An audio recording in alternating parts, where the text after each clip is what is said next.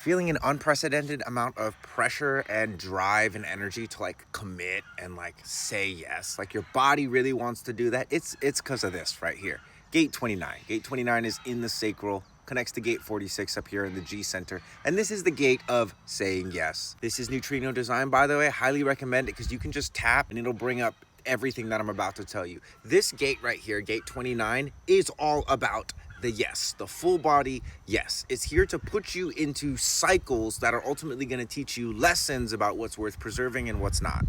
Each transit moves through 6 lines similar to degrees of the zodiac, and this is line 2, assessment. We have a polarity of expression. We have the power of sustainment as a guiding light, saying yes, and the power to preserve. And a detriment, a tendency to over-cautiousness when persistence is perceived as adding rather than ending disharmony. Caution in saying yes when perseverance leads to disharmony. So this doesn't mean just say yes to everything. What it means is like there's extra energy in the neutrino fields to say yes. You can think of it this way. This is my body. This is everything that I have with me every day. It shows up in green here in neutrino design. This is the transit. This changes. This ultimately determines the new babies and their placements, but for us, it's more like weather or a friend visiting from out of town. It's not a circuitry that you can depend on. It's not defined like all of this stuff is. And so for me as a reflector, this, along with all the other transits, it does stuff to my chart, which is not to say it changes who I am, but it definitely changes the way I perceive myself. And it will amplify certain aspects while potentially dimming others.